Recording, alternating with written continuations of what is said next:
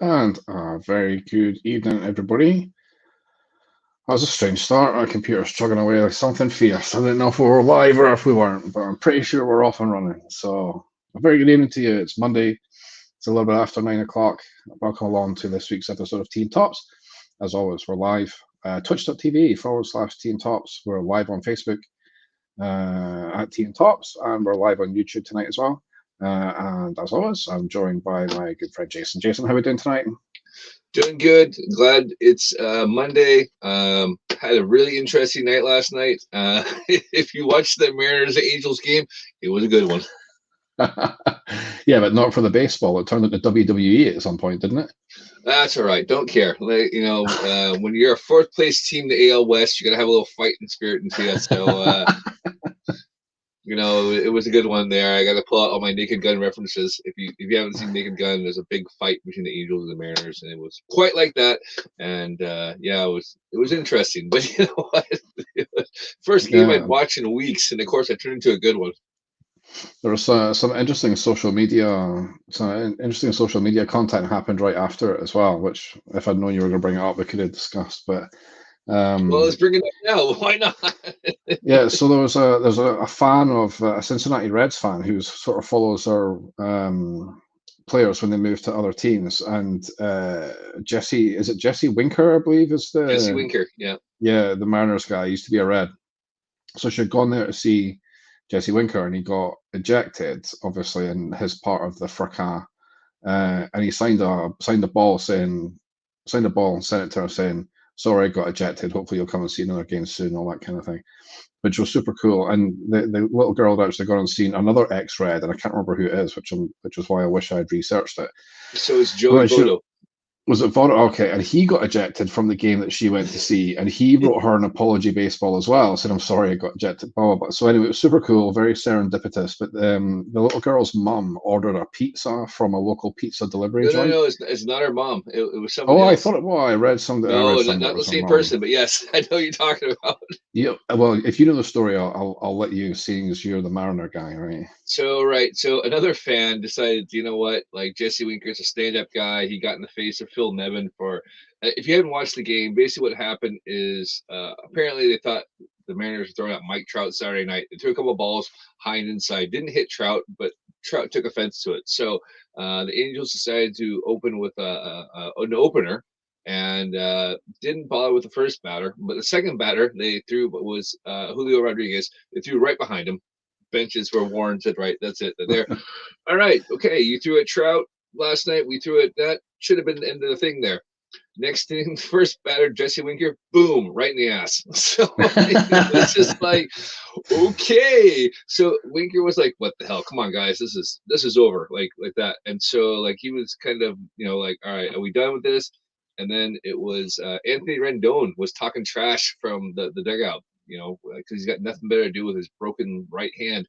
And that caused he pissed off Winker, and he went over there, fights broke out. Anyways, this fan thought, you know what? They got thrown out. I'm going to order him pizza. So Mike's Mountain Pizza. So if you're in Anaheim, I'm telling you, support Mike's Mountain Pizza. Apparently, it's the best pizza in town.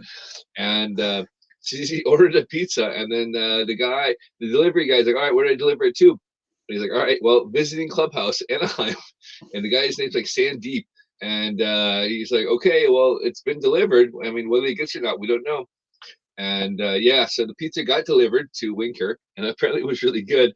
And the woman that had posted it on social media sent their Venmo account to tip Sandeep, and he ended up with a ton of tips there. It was, I don't know how much money he got, but I would guess probably close to $700 or $800 from the Mariner fans who thought it was pretty awesome they delivered pizza. The guy created a Twitter account, he's like, I'm a big Mariner fan now. That's pretty amazing. Yeah, I think when I left the thread last night, they had just managed to secure the delivery driver's Venmo, and we're going to share it. So yeah, it's pretty cool. It's a pretty fun story. So yeah, two kind of cool things to come out of that game. Then, like I say, the girl getting her second signed baseball from a dude who got ejected during the game, which is kind of fun. So yeah, hey, whatever it takes to make a Mariner game interesting, I guess, right? If you watch the Mariners, you know we need it. All right. Well, that was pretty cool. I'm glad we started with that story. That was kind of fun.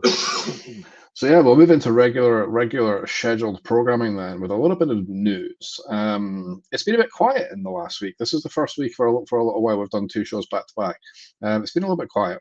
So I'm taking this opportunity to catch up on some topics that have come up in the last few weeks that we haven't actually had a chance to discuss in the show yet. So I'm throwing you a bit of a curveball. First thing we'll go back to is the LeBron James triple logo man, which we discussed in the show last week. A lot of speculation it was going to go to the moon, was going to become the most expensive baseball card, most expensive sports trading card ever sold. It finally sold for $2.4 million whenever the auction ended. I think no, it was after our show last week. So some point last week, it sold for 2.4 million. So it actually puts it tied sixth overall, actually with another LeBron James card, one of the exquisite Upper Deck exquisite collection RPAs or rookie patch autographs, which are numbered out of 23. So there's 23 of those, and one of them sold for 2.4 million. So yeah, it didn't quite reach the heights that people were expecting. Didn't break the 6.6 million for the T206 Honus Wagner that sold back in August of last year. So I think, as I said last week, the purist in me is kind of happy about that. 2.4 million is obviously not to be sniffed at, but yeah, sixth overall it goes for. That's not bad. I mean, I would have thought double that. I mean, it's 3 logo band patches, but maybe recessions hit everyone hard. Well, this is it. Can Yeah, only I mean, afford 2.4, not 4. yeah, exactly. Yeah, yeah. But like I say, again, as we said last week, if you're playing in this if you're playing in this marketplace for where you can spend $2.4 million on a single sports trading card, I don't think you give too much of a hoot that the price of bread's gone up 40% in the last like however long. But yeah, interesting nonetheless. Like I say, I thought it would do better than that as well. Who'd have thought that $2.4 million for a trading card might turn out to be fantastic value? Only time will tell. Yeah, that's that one done over Do the you think maybe it's line. because LeBron's not won a title in a few years? So it's kind of yeah, came out at the same time. Oh, I Golden mean, State just won the NBA championship. The spotlight's not really on him; it's on Stephen Curry at the moment. yeah, I mean, LeBron, I think it's safe to say, is very much in the twilight of his career anyway. So I think the fact that he missed out on, another championship, I don't think is really going to do too much harm to his legacy. I mean, for all the years that he spent in Cleveland, where he could have been playing somewhere else, he probably cost himself a few titles. But his place in the history of basketball is well assured. So no, I don't think. I mean, yeah, it's not a fantastic time to be selling a non-Golden State Warriors basketball card, I guess, right in the middle of finals. But again, you know, you can put LeBron in the same kind of conversation as Mike Trout in baseball. It doesn't really matter what the rest of the market's doing. Like the market for Trout is always strong, and I guess you could put Shohei Ohtani in that same bracket as well. Like, um, again, the wider ebbs and flows of the market, they don't affect Otani cards quite as much as they would affect the rest of the market. Again, because people are just so high on him. I think it's the same story with LeBron as well. The name's enough to carry it. For the most part, yeah. Glenn's Yeah. saying he should have put a bid in 2.4. Apparently, the kitchen reservations are going all right. He can afford 2.4. So you just stole my joke. sorry. That's exactly where I was going to go as well. Yeah, the epic kitchen refit must be over. Glenn's dipping back into the used card market. So we got another question for you here. So from Pandy DJ, do baseball have cheerleaders? No, but they have mascots, which are just as much fun. Maybe not Well, as now, attractive, well, now, but mascots are the awesome. the Toronto Blue Jays have the J Force. In fact, I don't know if they still have the J Force, but certainly when myself and our good friend Ross went to take in a few games in Toronto, they had the J Force. They were all about their civic pride. Not so much cheerleaders, I guess, in the traditional sense, like pom poms and Not skirts like and the whatever else NFL. that. Yeah, not like NFL, but more like a sort of dance troupe, I suppose would be a way of putting it. Equal numbers of gentlemen and ladies, but yeah, they were sort of doing dances on top of the dugouts and stuff like that. So, but no Star Spangled cheerleaders like like you think of. You close your eyes and you think of Dallas Cowboy cheerleaders. Well, I mean that's how I sleep at night. But uh, I think they have it in the Korean league and the Japanese league. I think there are, or there's cheer yeah, sections, and there's actual people that do it, but it's not necessarily, as you would say, like a cheerleader as the American football no. or basketball. Or So basketball, yeah. The Savannah Bananas have them, of course. They have the world's oldest cheerleader squad. Do you call them a squad? But sure, they basically have ladies who I think are all over 70, and they do like the cheerleading stuff at can't say it, Savannah Savannah Bananas Bananas. games. Yeah, I can't say it. I don't know why I can't say it. I've never struggled to say it until tonight. Yep. Yeah, So so we'll have to go make a check road them trip out at on some like point. yeah, I'd love that, man. Go check them out on TikTok. You'll see them on TikTok. Because I'm all about the TikTok because I'm down with the kids. The most entertaining baseball team in the country, minor league, major league. Yeah, they know how to do fan engagement. They do it well. Like Yeah, literally, like it's a short season rookie ball league or college ball league, and they sell out. Like you can't even get a yeah. ticket for it. And they're back doing barnstorming again, like post COVID. So they're doing barnstorming and touring around, and they've got some amazing rules in the games as well. Like if you foul the ball off into the crowd and a fan catches the ball, you're out. Like stuff like that. It's amazing. You can steal first. I love the steal first thing. So like on a wild pitch or a pass ball, you can go steal first. Doesn't matter the count. Like all these kind of cool things they're putting in the game. So yeah, check out Savannah. Oh, flipping. Savannah You Bananas. say it. I got yeah, You got my back, Jack. I like it. I got it. Yeah, We're clearly on the same wavelength. That's all right. yeah. So It's just like, yeah, I need to put more adhesive on my false teeth or something tonight. I don't know. So yeah, there we go. Uh, yeah, I love the J Force. I'm so glad thank you for that's bringing all you back can that talk about. memory with that That was question. Yeah, the J that was all you Force. can talk about. Went to my first Major League Baseball game, the J Force. Is this normal? Yeah, man. Civic pride. Yeah, What is civic pride? they were all about the civic pride. It was fantastic. It was so much fun. So yeah, harking back to news then. I want to talk about eBay a little bit. So eBay, I guess, in the trading card game, still a major player, but only in the traditional sense of they're a massive marketplace. So people obviously sell quite a lot on there. Whenever people are looking to establish the value of their cards, eBay sales has sort of become the hobby benchmark for value. Gone are the days of looking up your Beckett Price Guide magazine or even paying the price for a Beckett membership and looking it up there. eBay sales are pretty much gospel when it comes to trading card value, but they've never really done anything exclusively for the trading card market. Well, all of this has changed in the last little while. So harking back to just the start of June, so just 3 weeks. We're not months behind with this news, but so eBay have launched a service called the eBay Vault, and this, I guess, plays very much on a similar service that's run by a company called PWCC. Now, PWCC were in trading card news for all the wrong reasons towards the end of last year, being accused and I think pretty much found guilty of shield bidding their auctions and driving up values, to their own gain. I should probably say this is all allegedly, but they were certainly subject to a major investigation. They were suspended from eBay. I don't know if they're back on, but they certainly were at the time they got kicked off of eBay. So PWCC offer this vault service. So basically, you can send them your high value cards and they will put them in a vault for you, in a literal vault. This isn't some NFT nonsense. So now eBay have launched the same thing.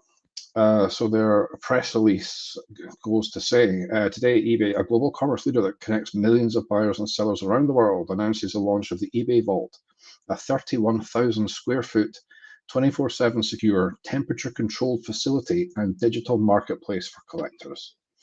Beginning today, single graded trading cards, $750 plus, are eligible for eBay Vault access.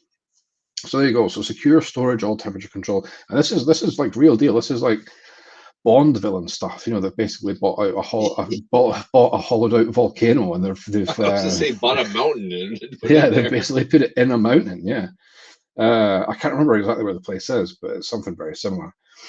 So yeah, and this is again playing on the PWCC thing. So some of the cool things about it are obviously it's secure storage for your. Not everyone can afford a safety deposit box or perhaps a safe in their house, so you can send it to eBay. It's obviously they're doing it only graded, so they're guaranteeing authenticity for their cards as well. For a long time, eBay have offered a authentication service on sneakers. So if you were buying high-end sneakers, you wouldn't ship them straight away to the customer. You would send them to an intermediary who would review the sneakers and confirm their authenticity, and then send them on to the final purchaser. And very recently, they've started doing the same service for trading cards as well. So I guess that's another innovation that they've brought. So now we have the vault, and your cards can live in the vault. But the cool thing about the vault is you can sell your cards, get the money for them immediately, and then the card is immediately transferred to the customer, to your customer's vault. So if I bought a $5,000 trading card off of you, it would immediately be transferred to my ownership. I don't have to wait for you to ship it to somebody for it to be authenticated, for it then to be shipped on to me, and then you run the risk of damage, you run the risk of it going missing, all that kind of stuff. It's all, if you're happy not to have these things in your physical possession, then it immediately transfers to your vault storage, and then you can access it as and when you please. So it takes away some of the risk when you're dealing in high value cards like that. And yeah, like I say, it's very much a copy of a similar service offered by PWCC, who are also in the news. Because So I was gonna say before you start with PwC, so the eBay vault is located in Newcastle, Delaware. there you go. Is that what you were So it's frantically Googling? yeah, exactly. So it's Yeah. actually policed by Peter Griffin. So if you are worried about your car, That's really good for New you. Hog or Yeah. whatever they call it, New Hog there. It's just down the road from there. Yeah, Quahog, right? Yeah, there you go. Quahog, yeah. Get a Family Guy joke in when I can. Yeah, damn right. Yeah, well played. I like it. So like I say, very similar to this PWCC service. PWCC at the minute are saying they have over $1 billion in assets inside their own vault, which is quite something.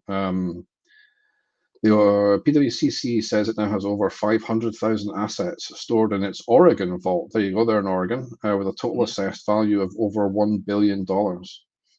They've been doing the vault since 2018.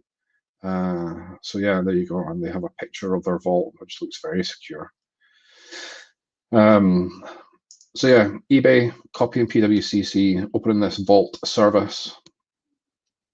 I think it's a good idea. I quite like it as a concept. Obviously, PWCC have done quite well out of it. So yeah, good luck to. I mean, obviously, very much based at the American market. That's where they would do most of their business, but still a pretty cool thing.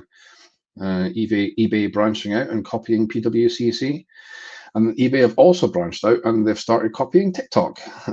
So of all the collaborations you didn't think you would see, so just this past week, actually, eBay did their first beta kind of soft launch of their live shopping service, which was a star-studded event hosted by, of all people, DJ Ski. Yeah, so again, predominantly aimed at the US market, there's an app called Whatnot, and it's basically a live selling app. We've dabbled a little bit in this as well with the network app when we bought Garbage Pail the Kids. Garbage Pail Kids. Thank you. I couldn't remember the name. That was done as like a live shopping experience, and also Whatnot, and also TikTok. Sorry, so it's a big thing on TikTok is like live shopping. Mostly it's like some trash from Wish.com, but you see a lot of people buying and selling, or at least I see them on my feed. People buying and selling packs and opening Pokemon cards live on streams and all that kind of stuff.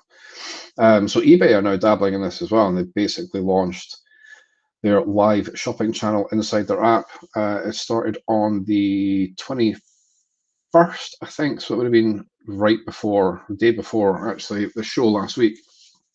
And it was launched by, like I say, by DJ Ski.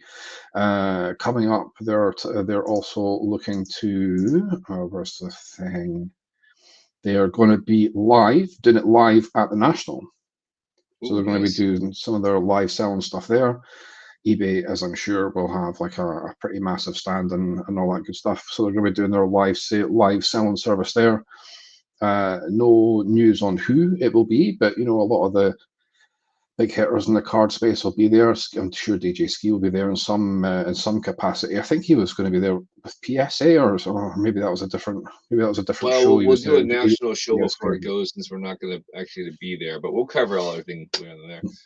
Yeah. So Glenn was asking, how do you get those cards into your bike spokes from the vault? I think they offer the service where somebody gets on a bike for you and then puts in the spokes. Yeah, exactly. Yeah. Yeah. If you want to stick a PSA slab through your bike spokes, then be my guest. You could end up with a reasonable injury there. So yeah, keep a lookout for eBay Live. Quite an interesting concept. It's apparently available through the app. I've got a funny feeling it might only be available through the app in the US, but you can go to ebay.com/eBay Live and find out some more information about it. Like I said, they're planning to be live at the National, and they're also going to be live at Gen Con, which I think is more like a Comic Con type dealio, and that is in Indianapolis at the start of August. So not long after the National. I guess that must be the next big one after that. So yeah, if you like a bit of whatnot, I think a few people in the UK use it, or you've dabbled in TikTok shopping, then maybe eBay Live will be something that will float your boat. But I think interesting to see eBay copying two upstarts, if you want to call them that. PWCC is not really an upstart, but Whatnot kind of is. Launching their own services like not long after other companies have done it. So we'll stay tuned and see who else eBay copy in the next little while. Who knows? Like I said, again, a great idea. We'll just borrow that and do it ourselves, and we'll do it worse. Yeah, that's the thing. So I mean, if they do a decent job of it, then good luck to them. Why not? Like I say, the vault thing's obviously been a success for PWCC. So, and we were only seeing trading card values going up and up and up and up and up. And so why not offer a secure storage service if you can figure out a way to monetize it? I mean, you pay 13% of all eBay sales, you get that anyway. So, yeah, I don't know if it costs extra. I probably should have read the press release in more detail. Glenn's saying he's going to try to do some live stuff at the National, so we'll talk later with you, Glenn, and we'll figure something out there, because we're definitely going to devote an episode to the pre-show to the National and talk what's going on, and maybe we'll definitely cover post-show. So that's a really good idea. I did have some National stuff I was going to toss in, but we shall save it. We'll save it for we'll do a National special like maybe the week before. That'll be something to research. Oh yeah, it looks pretty cool. I keep getting the emails. I keep going, God damn it, why? Yeah, that's why I stopped reading the emails. Yeah, I mean, to be fair, I haven't checked we're 4 weeks out, 5 weeks out from it now. So this is around about the time where prices on flights, if they are going to come down, they tend to come down kind of now. So I don't know. I'm still 99% like not going. So it's not the flights. The flights don't bother me. It's the hotel prices. The accommodation. Yeah. It's madness. Yeah, go and pitch a tent on the beach. So yeah, if anyone's listening from Atlantic City or the surrounding area and you fancy putting up two handsome gentlemen for a few days, then let us know. That would be kind of funny if that came off. But so yeah, that was a. We'll get this random text from somebody going, "You can crash at ours." Like, okay, yeah. We're coming. Yeah, it's the Jersey Shore, man. Right now, I'm sure it won't be sketchy at all. So yeah, we'll keep an ear out for our National special, and that will come up towards the end of July.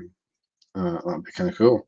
Like I said, other than that, not really too much more news going on. So just a chance to catch up on a few things we had missed.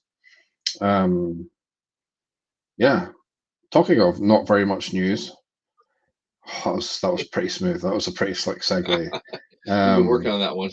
I have, yeah. Project 100. How the devil is that going? sales are terrible. There is zero discussion about it.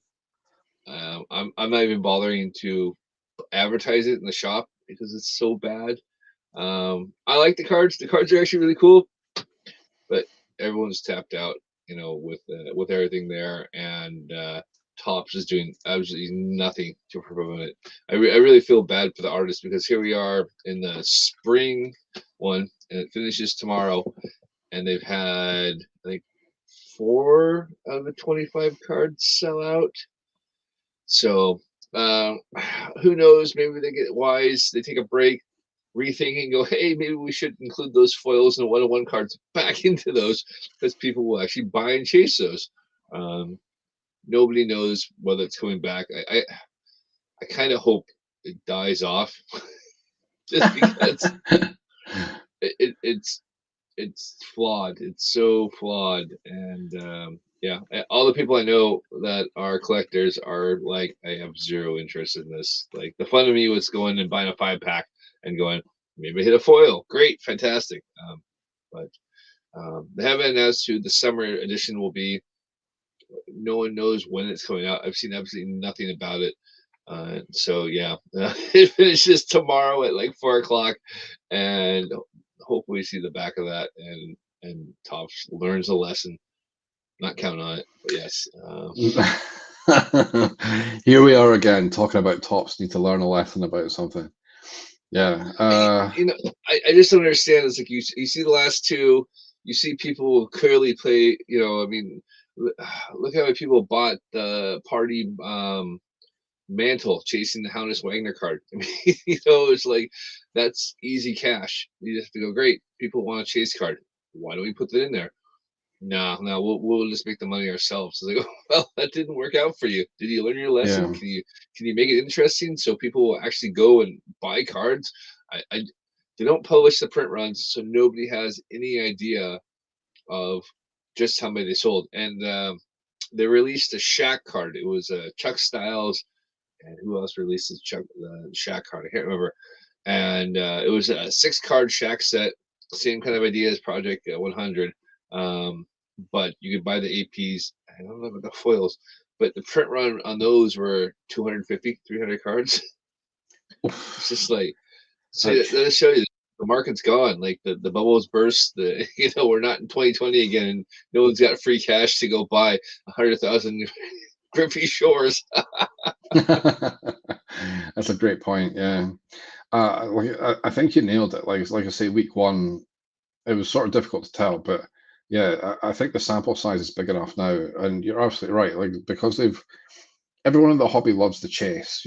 That's why breaks are so popular, or one of the reasons that breaks are so popular. I mean, they're popular because products are flipping expensive as well. But yeah, everyone's chasing. They want to chase the hits. They want to, they want to get the cool stuff. They want to get the shiny. Because everyone flips these days and nobody actually collects. If you listen to the zeitgeist in the hobby. So yeah, I think you're right. Like I say, it's just it's turned into a cash grab. They've taken away the fun aspect of it, if that's the right way of putting it. It probably isn't, but you know what I mean. And yeah, they're perhaps paying the price for it. As a side note, I see that they're even trying to cash in on the Oneil Cruz hype. So they must be quite late in sending the cards, like finalizing the cards. So, because one of the cards this week is still available now, actually. Oneil Cruz by John Geiger. It's actually a pretty sweet card. I quite like it. Like I said, these cards are cool. It's absolutely different. But are you paying $20 for? That's a cool card. I can say that about a lot of cards. You know what? That's an excellent point. If it was $20 with the chance of hitting a foil, then that becomes a slightly more tempting prospect. But yeah, like you say, just to pay $20 for and not even have a sniff at something. You're right. It makes a one-off purchase far less desirable. There's still some deluxe editions available at the minute as well. I've had all of them apart from that one. You're not even selling those out, so that tells you how bad it is that people are doing it. I mean, he's John Geiger's a pirate. He's a pirate fan, so he knew about O'Neill Cruz. O'Neill Cruz is the top 5 prospect, and by all means, like I'm very curious to see how this plays out because the dude's 6'7" and playing shortstop. He's caught a rocket for an arm. Was it 94.7 miles an hour across a diamond the other day? Yeah. Flipping left the cameraman. He even caught the cameraman out. It was hilarious. You should go watch that clip if you can find it. A lot of people had posted it in the community saying, "Oh my god, that's absolutely wild." But you remember, this guy is throwing that from 120 feet away. It's like, how did the first baseman see it? It's like, that's a normal speed. I mean, it's obviously on the high end of stuff there, but you're used to that. Like, balls come at you that fast pretty regularly. Yeah, when they're coming off the bat like 115 mile an hour plus, it's funny how quickly you can adjust to that. Even in our bush league baseball, when dudes are winging it across at maybe 50 mile an hour, when it's coming off the bat at 70, and there's still that adjustment there. So yeah, it's you can connect the dots on that. It's totally different scales, quite obviously, but I mean, like, it's a hell of an arm. Don't get me wrong, but yeah, it's like those guys are used to it. Like they are superhuman. There's a reason why they play baseball. Yeah, exactly. The top 1%. Yeah, and they can hit fastballs at 100 mile an hour. So catching one with a big glove at 95's not all that difficult, as long as it's an accurate throw, of course. Yes, yeah, that's why you wear a cup. I thought you didn't because it made you a better fielder. Quick hands. Quick hands. Dude, I fully subscribe to that theory. Yeah, I'm exactly the same. Yeah. Like I said, you certainly go down with your arm jewels. Yep. If you're gonna protect the family jewels, you're gonna have quick hands. You are, certainly are. Yeah. Oh well, let's wait and see then. Project 100 stalling. That's probably the nicest way to put it, right? Yeah, I think they take a break. I think they reevaluate it and kind of go, well, maybe we throw the stuff back in and make it a little bit more desirable. I mean, Topps is probably losing money on the product. I can't imagine they have made much on them. And then we'll find out who the next 5 artists are, and for the summer one. Yeah. Fanatics must be throwing stuff around the boardroom when they see this nonsense, right? Anyway, let's see. We'll see. I think we'll start seeing the Fanatics effect next year once they get their house in order. They've got their CEO now. They're recruiting people all over the place. So, all right, cool. Let's wait and see what happens with Project 100 then. It'll be interesting developments, I'm sure. So, moving on to new release baseball. Let's get excited for new release baseball. Yay! Because there's been none since the last time we spoke. So last week should have seen the launch of Definitive, one of the more high-end Topps products, but it's been delayed into July, so there's not a heck of a lot to get excited about at the moment. But what has come back this year for the 3rd year running is Topps T206, one of my least favorite products because I took a massive bath on it when I decided to bring stuff over a couple of years ago. It was really annoyed me by it. So it's a product that's released in waves. So wave 1 is out at the moment. Available until July 22nd at Topps.com if you happen to be interested. So T206, obviously the name might ring a bell, and you think, oh, where do I know that from? So the collection of tobacco cards that the Honus Wagner is from, that is the original T206 baseball. Topps have released it as an online special for the last 3 years, so they're all tobacco-sized cards. Sort of have what I would call a strange art style. It's not it's not a photograph that's been aged through Photoshop filters. It's like kind of cartoony. I don't really like it. I don't really like the art style, but it's subjective. Yeah, if you're into Topps T206, it is back again this year. I know a few people in the UK were collecting them. Obviously, they've got the big rookies in, so it's another Wander Franco rookie card to go find. There will be J-Rods, there will be O'Neill Cruz, there will be Jaron Duran, all these guys. So yeah, available right now on Topps.com until July 22nd, and then I think there was 4 waves last year, so I'm sure there'll be 4 waves again this year as we progress through the season. So yeah, I think it was 10 cards in a pack last year for about $20. I should have looked it up to see what this year's is. It's probably the same. We've had a Panini release. Now I slagged off Panini on the last episode for their effort with Absolute and was giving them pelleters because they used to be, even though they're not licensed, they used to be kind of good value, and you could get, if you weren't bothered by that, you could pick up a box for maybe about $100 and get a couple of nice autographs out of it. And if you weren't too fussed by the unlicensed thing, there was actually some value to be had. So Panini Select is out this week, so $160 a box. And for your money, you get a couple of autographs, a couple of relics, 3 numbered prisms, and 5 insert cards. Only 60 cards in total. So I didn't do the math. Slightly less than $3 a card, which for unlicensed and Panini Select, I guess, is a bit like their equivalent of Topps Chrome. So I suppose it's kind of like their flagship shiny product that isn't Mosaic, because Mosaic's really expensive. Well, Mosaic's more expensive. So it's just kind of fairly plain design, but chromed out, obviously. So once again, not the sort of same value that I would expect from a Panini release. It does feel a little bit like Panini are starting to phone it in a little bit with their baseball releases, because it is unlicensed. They know they're not getting the license because Fanatics have gone and done their thing. So yeah, as if I wasn't uninspired enough by Panini, even further uninspired by the release of Select this week. Yeah, that's the newest release, and like I say, if you're a fan of Panini, then you might see some value. In there. We're still waiting on Stadium Club. Stadium Club should be out, due to be released in the States on Wednesday. If anything, in the UK, we've still not got a standard pattern of release from Topps UK. I would like to think we'll see this in Topps UK. I'd guessed around about 140 a box, pounds that is. I still think the same. Hopefully by the end of the week we might see that. But there is one big release this week, one that I know we're very excited about. Oh, yes, we are. And I think a lot of people in the hobby in general and in the UK are excited about it as well. And that is the Topps and Lauren Taylor set.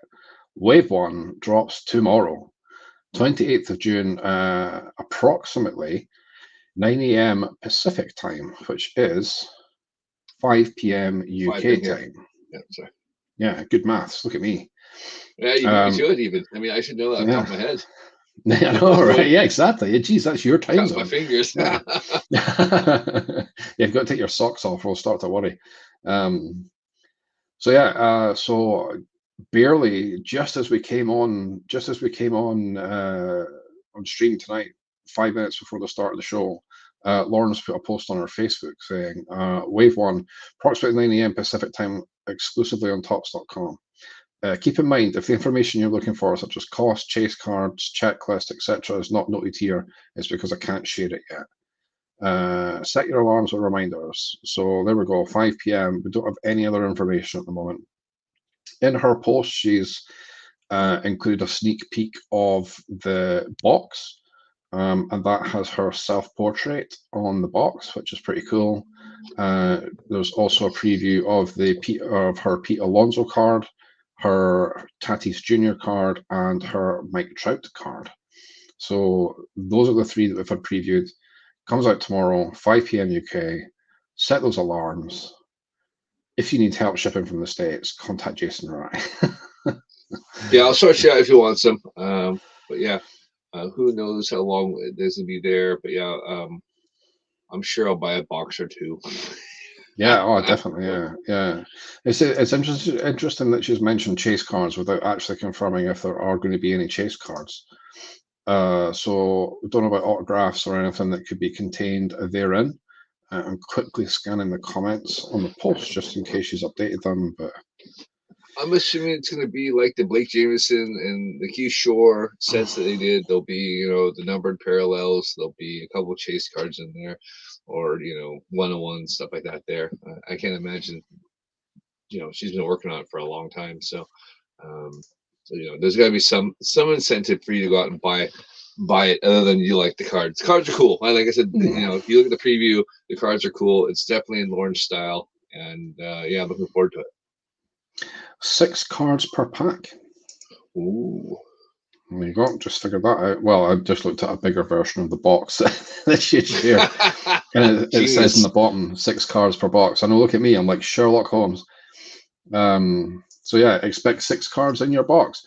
If it's anything like other releases of this ilk, expect it to be in the sort of $20-$25 range. But I've guessed tops prices before and been miles off. So yeah, no idea what about a price point or anything yet. But set those alarms for Topps Lauren Taylor release coming out tomorrow, and that is really all we need to know for releases this week.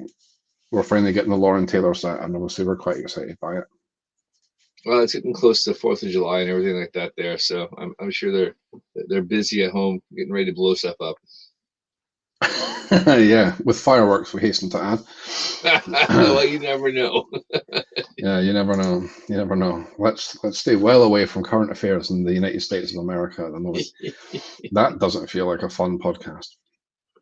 So yeah, Stadium Club to come this week. Topps Lauren Taylor coming this week. Lots more new releases coming out early July. Like I say, 4th of July. There's actually quite a lot coming early in the first couple of weeks of July, so we'll have plenty to talk about for new releases in the next few weeks. So that leads us on to our final scheduled segment. We do have a little special discussion point at the end, but we'll cover Bunt first. Bunt, how are you feeling with Bunt? It is nothing but crafting this year. Like this, Bunt wants you on the app every hour on the hour to go and craft as much as possible. So Gypsy Queen came out Friday. I like it. I think it's actually really cool. But I'm just buying the base set, and then I am crafting the Jackie Robinson variations there. So again, it's 50 cards. There is no 50 card at once thing. So you've got to craft your 8 or your 4 for your 8 cards over and over and over again. And it is terrible. It is absolute slog. But I'm almost done. I think I've got I'm just trying to make trades now. I think I've actually crafted my 30 cards so I can go and trade the rest out. Yeah, I did the Gypsy Queen crafting event once, and I was like, I'm not sitting crafting 50 cards. I just don't have that. Having ground out the heritage event for what felt like a month with wave 1 and wave 2. But like I say, the good thing about that event was whenever you had to craft 20 cards and you wanted to be lazy, you could just craft 50 uncommons for the tribute set, and so that was straightforward. But yeah, now it's craft 50, and I think the most you can do in a single craft is 10 for the top 100 to get a gold top 100 card. At once, yeah. That's even that. So even doing, I mean, it's only a 10-second craft as well, but still, I mean, golly, top 100 packs aren't cheap. They're like $5,000, So yeah, that's Faff City. So I did it one time and I was like, nope, I'm not. I'm out. I'm out. Good. But yeah, it's absolutely worth it. I shared previously offline for the crafting event for Tribute, and I had collected all of the Tribute Emeralds and all the green signatures. And surprisingly, for the green signatures, that had a card count of 83 at a time. So there'll be a few more coming in the next day or two there, but it will be a card with under 100 available out from there. And so that shows you if you're willing to put the time and effort to it, you're going to get a pretty rare card there, because even Iconics, those are around 100 to 300 these days there. Yeah, and, yeah. So to get a rare award at 83 is pretty crazy. Yeah, absolutely. And then again, the Pete Alonso Award for the Emeralds, there was 202 when I picked up mine there. So you're talking about very few people. I mean, there's probably a good 30 or 40,000 people playing Bunt. And to see those cards kind of pop up at that low, it just shows you everyone's tired of crafting. No one wants to craft anymore. Yeah, it's kind of funny. One of the US physical trading card groups I'm in, a guy had put a post up going, "What's this Bunt nonsense all about?" Like, one of my mates told me to download it, and I don't really get the point of it. And I put on a few comments, was trying to give him some pointers and stuff like that. But so yeah, it's new players coming to Bunt all the time. But I was like, oh, it's like kind of like your timing kind of sucks, dude, because you just missed 2 massive craft events with Heritage and Tribute, and like, I don't know what you'd done, if it was something, or if you put money into it straight away. But like, the guy had only just started on the app and had like two Gypsy Queen iconics and like a bunch of super rares and stuff like that. I'm like, what the hell, man? Like I play this game every day and I get jacked. Like the entire way through both heritage events across three accounts for what felt like a year and a half of my life, I got one iconic card out of it. So the time investment didn't really add up for me. So I don't know what you'd done like right off the bat, but yeah, a couple of Gypsy Queen iconics, super low card counts, and I was like, well, those could be worth something. You could trade those out for stuff, or you could go sell them. Like, go join the bunt groups. There's dedicated bunt groups. Go join them, and you might be able to sell those to people, or you can go see what's listed on eBay, and you could, if you're looking to make money out of it, which most people collecting, or I guess are trying, or you can just like, the whole point of the app is to build out the sets and like I say, get the award cards, because this it's not like buying physical Gypsy Queen where you could get it anytime, any place practically. It's only available in the app for like 3 weeks and then it's gone. So you have to collect and you have to try and, fill the sets out and get and earn the awards and, trade up and all that kind of stuff. All the things, play it like you play it, not like I play it. I'm definitely more, excuse me, definitely more casual with it. But if you want to get after it, get after it. And the guy was, all right, cool, yeah, I'll stick with it and I'll go join some groups. And so there you go. I was singing the praises of Bunt. There you go. But I think it's also different there, like throwing $20 and getting a bunch of iconics or legendary. So back in the States, that's $20 is nothing. I hem and haw. I'm like going, do I spend £8 this week? Yeah, we've kind of spoken about this before, but for me, certainly the difference between, like, I'll happily walk into a Starbucks and get like, buy like an iced latte and like a sandwich or something. And you're not really walking out with like a couple of quid off of a tenner for doing that. But the idea of putting money into an ad to buy something with it, like just within the game, is like mind blowing to me. Do you know what I mean? It's like, what? No, I'm not paying like £3 to do that. Yeah. It's dumb. It's so dumb. It's like I don't know where my head's at, but yeah, to do something like, when you're talking about a frivolous purchase, because I can make a cup of coffee in the house. I don't have to go to Starbucks. Yep. I'll drive 15 minutes out of my way, like to go and get a grande iced vanilla latte from Starbucks. Yeah, and I don't even think about it, but I'm not going to put £4 into a game on my phone. That would be ridiculous. It's like, Exactly. yeah, I know. So good on him. I can see another new player. That's always good. It's always good. Yeah, there's been a lot of new players there. They definitely play the game differently. I spend a lot of time in the trade feed, and they're so wild and wonderful people on there, and they overvalue their cards. That's for sure. That just means that that you enjoy arguing with people. If I think I do. I think I do. Yeah. But yeah, get sent some interesting screenshots from Jason's trade chatter in one of our group chats. It's kind of fun. But I did complete 600 trades over the Heritage event. Dude, that's wild. I can't believe that. Yeah. But yeah, like I said, I mean, like, if I had a job, there's no way we could put this much time in the butt. But I am enjoying it, and as it keeps going on, I'll be back and go, oh, look at that year, 2021 and 2022. I played a lot of bunt. Look at my cards. Yeah, quite right. So yeah, any new sets? Have we got new sets? Oh, Gypsy Queen last Friday, so that'll be around for a little while. That's probably a 3-week release, is it? So we know, let's see, what is coming up this week in Bunt, because it came out just today. So a Storm today is going to be Miguel Castro.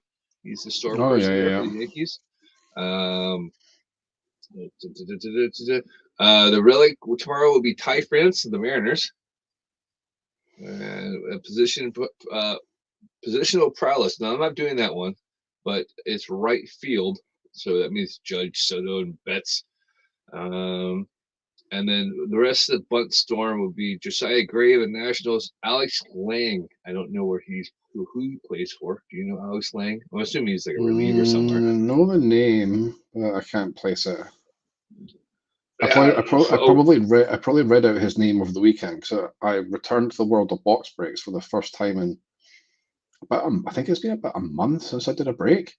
yeah. So yeah, I did a Jumbo Box Breaker Series 2 last night. It was kind of nice to get back in the saddle, breaking some baseball cards again. I can see the stack from where I'm sitting that's yet to be sorted. I'm not quite so on board with that, but it was fun to be ripping packs again. Yeah, I bet. Yeah, I mean, this guy sounds like a Twins mill reliever. That's my best guess. So, He's and not then DJ LeMahieu, that's for sure. yeah, exactly. And then we get Logan Gilbert for bunt, which I'll get that one for being a Mariners fan there. But Friday we get Independence Day box set from bunt, so they'll Oh well, be yeah, well, Fourth of July probably similar weekend, to the so base with stars on it and whatnot. And yeah, I might buy a few packs there, but yeah, I'm slowly working my way to 8 million coins, and I still know I'm saving up yeah, for Inception next year. you've by far taken the lead over me, and I think I was crushing the coins for a while because I just wasn't filling out sets. But yeah, I think you're smoking me now. Not that it's a pissing contest about who's got the most worthless bunt coins, Exactly. but yeah, for so long I had so many. Yeah, bunts it's keeping it interesting. But like you say, I've got craft fatigue.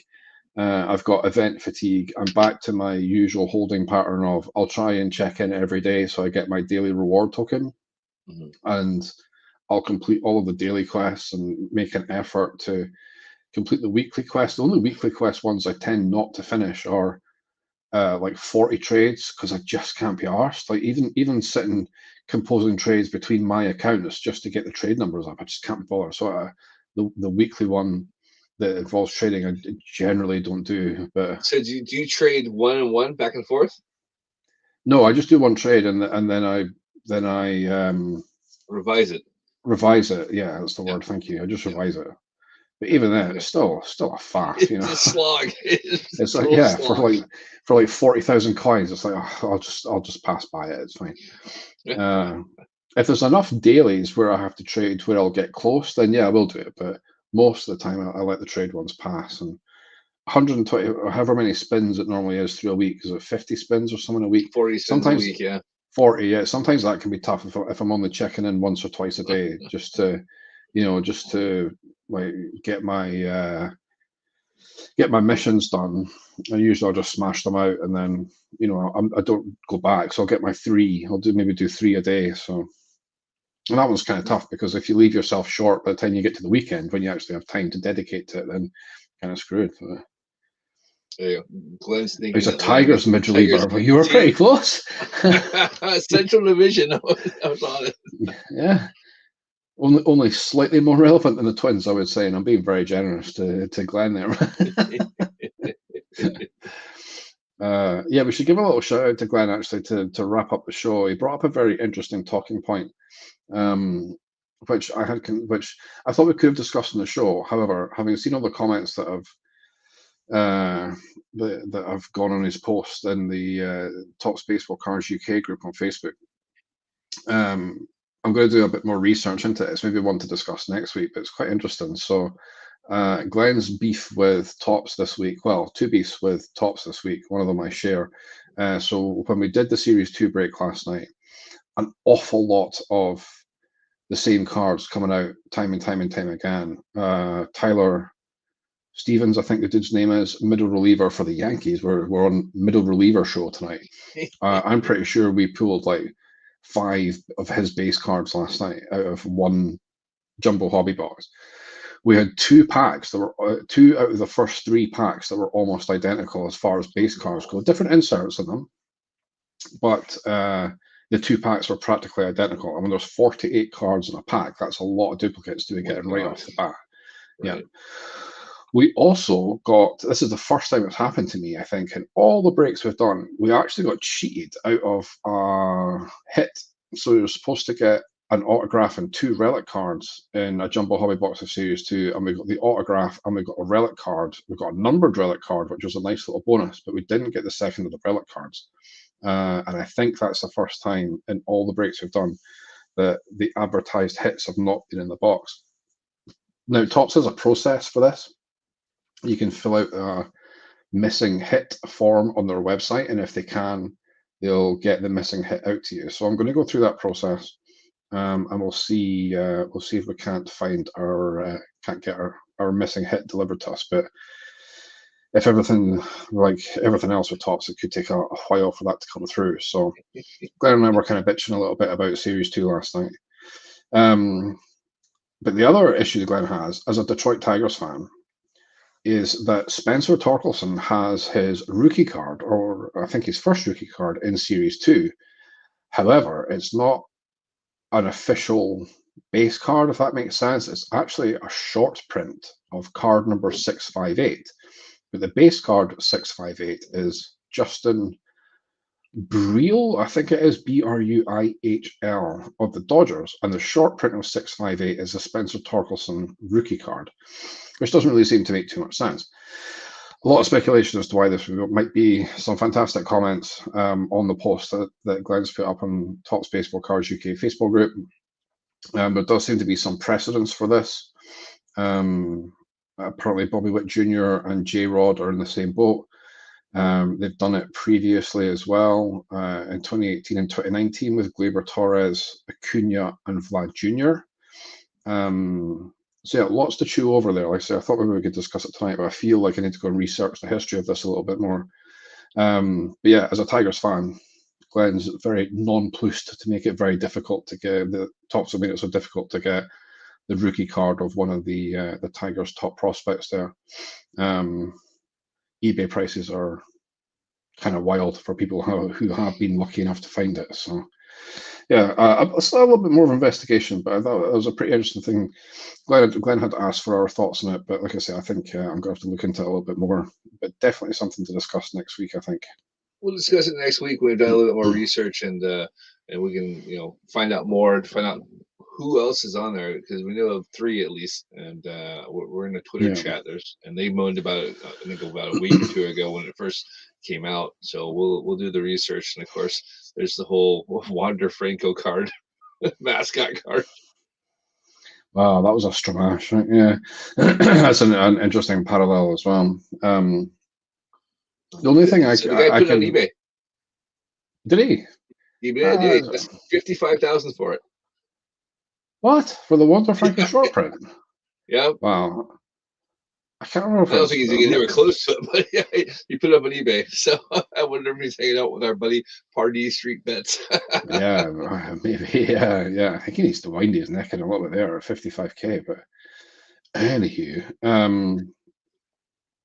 yeah, the only thing I can remember that was close to this was your man Kellenick's rookie card in Gypsy Queen last year. Would it have been? Was his rookie year last year? Where he didn't get a base card, but he got a short print card. Now, normally in Gypsy Queen and a lot of other Topps releases, the last 50 cards are like high number short prints. So 351 up to like 400, for example, would be short prints. But it didn't include him in the standard short print run, and he got card number SP-1. And there was no SP-2 or SP-3. It was just like a single set, and it was Kellenick's rookie card. So Topps have, I don't want to call it a habit of doing this, but they've clearly done it before, and there must be a reason for it. But I can't think of a good reason why, and that's why I need to go and do some more research on that. But yeah, an interesting talking point for sure. It's Topps effing with you. That's all it is. That's pretty all much. They can do what they want, right? And to be fair, I think somebody actually said that. It's like, well, it's just Topps being Topps. So yeah, let's have do some investigation. That'd be a good thing to follow up on next week to find out the history of Topps playing these games. Yeah, I mean, if you're a set builder like Glenn, like I completely feel the frustration. You want to complete that set. You want to make up your team set of your team as well. Glenn being a Tigers fan, so he's getting it doubly tight there. So yeah, I feel for you. Yeah. Go invest your money in Riley Green instead. Don't worry about Torque. Yes, as you say, he's batting under 200. Like, go put your money in Riley Green. When did he come up? He came up like last week. I remember. I Last remember week, seeing. yeah. I remember seeing the alert on my phone that he was getting called up, and then literally 5 minutes later, I got like 3 different alerts from 3 different fantasy sports apps to say he'd been picked up in all my leagues. And I was like, oh well, I should have checked my phone, shouldn't I? So people were all over him coming up. Well, you would have Uh, made the team from the start of spring training or from opening day, but broke his foot, I believe it was. okay. So he was on track, and then yeah, that was it. If common If rumors are to be believed, then we won't see his rookie card in any release this, or certainly not an update, because I've read somewhere that the cutoff for getting your rookie card and update is somewhere at the start of June. I think June the 5th was being speculated. So Riley Green rookie cards probably being online only releases. So I guess we could watch from in Project 100, maybe T206 later in the year, that kind of thing. But Tops now. top one tops now as well, of course. Yeah, yeah. We've not had any position. Oh my gosh, so there would have been. So there was the whole David Robertson thing as well. I don't know, did they do cards for that? Had Did you no see idea. this? No. So David Robertson, long time reliever, obviously with the Yankees for a while, which is why I know who he is. Um, I think after like 16 seasons and like a billion games or something, he finally took an at bat Right. in some kind of blowout game because he was facing a position player who struck him out with the high heat at 51 mile an hour. So it was like one of these moments that's become the sort of very, it's become the thing now, right? With these mandatory pitchers have to face 3 batter rules. So we're seeing more position players pitching. We're seeing, yeah, like middle relievers taking at bats and stuff because they've burned the DH doing some crazy nonsense. So I'm sure there would have been a Tops Now card to celebrate that fact. But that was another kind of fun one from the last week or so. Good on Oh, David yeah, I know. Robertson. I, He I fouled a missed it. couple off. Yeah, the high heat at 51 finally sat him down. I think he got to a 3-2 count, fouled a couple off, and then yeah, took a mammoth cut at one that was at his chin. He could have, just got excited and he could easily have walked to first, but hell, I'd be up there swinging too. Yeah, you might as well. Like I said, if you've had one at bat in 16 years in the bigs, you might as well go out swinging. Yeah, man, you're swinging for those fences no matter what, aren't you? Yeah, good on him. Good on What him. is it? The ongoing joke from from the Dominican Republic. You don't walk off the island. You go out swinging. That's an excellent point. That's an excellent point. All right, I'm glad we've managed to get some stuff in the show for next week already. While we round out this week's show. So yeah, that we'll discuss that in more detail next week. But until then, we can round up this week, I think. So as always, Jason, thank you for joining us. Any closing thoughts? Well, I'm gonna go off track with the cards here, but they've released the MLB All Star Game hats, and they're trucker style. They're terrible. Oh, I hadn't seen that. The only hat Yeah, controversy I've seen in the last week is that they did a 4th of July hat for the Blue Jays. yeah, that too. I'll let you think about. Everyone can think about that one. Go, oh, what's wrong with Yeah, that? yeah, Yeah. exactly. Yeah, no, they just released the All Star Game hats. They're not bad hats, but they've gone trucker style again, and clearly didn't realize from spring training, from all the photos of the bald guys with The a bald nice guy's web. getting sunburn. Yeah. That's the kind of So shit that would happen to me. yeah, so I don't know. I'm not a big fan of trucker hats, but there you go. That's my thoughts. Where is the All Star game this year? Excuse me. Actually, What's that? where is the All Star game this year? I don't know. Oh, I thought I just put you on this. Now I'm going to You feel put me on the spot. I think was it LA? Is it? I know next year's in Seattle. That's all that matters. Next year's It's Seattle. NBA. I don't want NBA. All Star MLB. Pittsburgh. Dodgers. It was Dodgers. Okay, it was LA. Yeah, well, you were right. Well done. I thought, yeah, LA and then Seattle, and after that, I don't know. So Nashville. Anyway, that's a story for Nashville. another day. There you go. I'm throwing my hat in the Nashville Nashville expansion thing already.